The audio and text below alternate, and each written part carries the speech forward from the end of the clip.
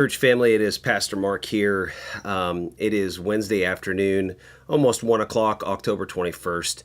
I want to read you a letter that is drafted up earlier this morning, in conjunction with, so this is actually a really important video. We want to give out some information and some updates.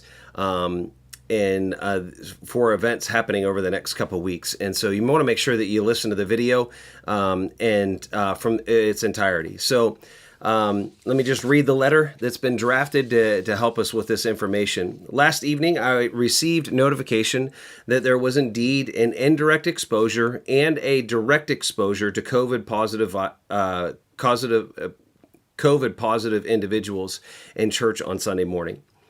Let me explain and define some things for us. Indirect exposure, and I'm going to give examples. A family member had tested positive for COVID, but that individual who tested positive for COVID was only feeling ill on Sunday morning, but chose to stay home. It was in the subsequent day, on Monday, that the person was directed by their doctor to go and get tested, and the results came back on Wednesday. However, number two, direct exposure.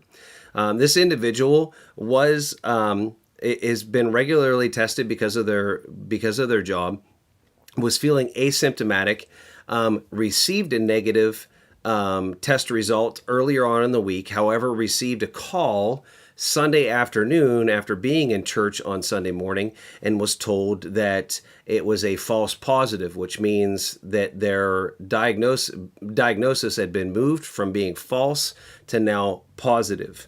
I, Pastor Mark, have met with Bruce Leidy and Bill Dorr, our board chair and our assistant board chair, this morning on October 21st, on what course of action we would need to take and have reached and go through the process with you of the difficult decision we have reached, and that is to suspend not only all midweek activities this week, but also suspend this upcoming Sunday's worship together here on property. Now, guys, this happens to be one of the toughest decisions that I've had to make, that we've had to make, is a board chair and as an assistant board chair, but one that is not being taken lightly. It is being taken out of an abundance of caution for both the safety of the church family and those we come in contact with throughout our week. While it is unlikely that the family members involved were contagious during this past week's service, it is technically possible they were asymptomatic themselves, as was the case with the individual that was actually COVID positive. This is what had led us to determine we need to suspend our midweek activities so as to allow everyone some time to pray and process the information contained in this video. And please note, guys, we are asking for us to pray through and have grace in understanding this, be patient with this. So please note this, that we are canceling this week's midweek activities. That includes our Awana program tonight, our prayer gathering tonight, our worship practice that would be at 8 o'clock tonight, and also Thursday night's cantata, along with Sunday morning services and Sunday school and all youth activities this upcoming weekend. But are still committed to an online streaming presence and a worship service for all of us to enjoy from our homes or other locations this upcoming weekend. So at this point, we will keep you informed as to further plans to suspend gathering or the desire to reinitiate gathering at our soonest possibility. So, two important follow-ups. It is essential that anyone who exhibits symptoms or tests positive notify me ASAP, so we may inform and be informed as the First UB Church family, hence the purpose of this video. As we enter cold and flu season, I know that has the possibility of being inconvenient or disappointing for you or maybe your family to miss out on, for instance, Sunday morning worship or a Wednesday night gathering.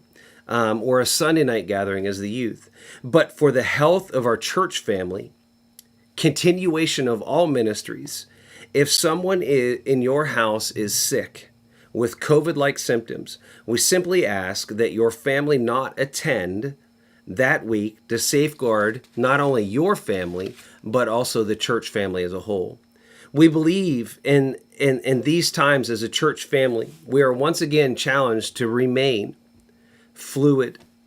We are challenged to remain flexible, all of the while expressing our freedoms and our freedom to worship. We believe the right decision at this point is to allow individuals the right to choose how they want to participate in worship in person or to join us online on any given normal week. However, as I've said from the very beginning, you can tell this is not a normal week. We are committed to providing an environment for everyone to express themselves in worship at whatever level and venue they are most comfortable with. But at this time, I believe it is better to be safe than sorry. As your pastor and leadership, the challenges that face us daily in our decision-making process are incredibly complex, to say the least. We continue to stand by the freedom to express yourself in person or at home and support everyone's decision in those decisions. We also recognize that as individuals, we must ultimately decide for ourselves and to know that there is no judgment coming from myself or any of the leadership as to how you are expressing your right to freedom of worship. Finally, would you please commit to praying for the families directly involved? Pray for the one person to recover quickly and that no one else in the church family gets sick, nor anyone else in that direct family gets sick. Once again, we are suspending all on-property activities until we gather together again on Sunday, November 1st, 2020. Guys, thanks so much for listening to this video. I'd encourage you to share it with your community of friends that attend here at First UB Church and ask seriously that you would continue to pray for us as leadership as we sometimes have to make these very, very difficult decisions. I love you so much. May the peace of Christ find you today and throughout the rest of this week. God bless.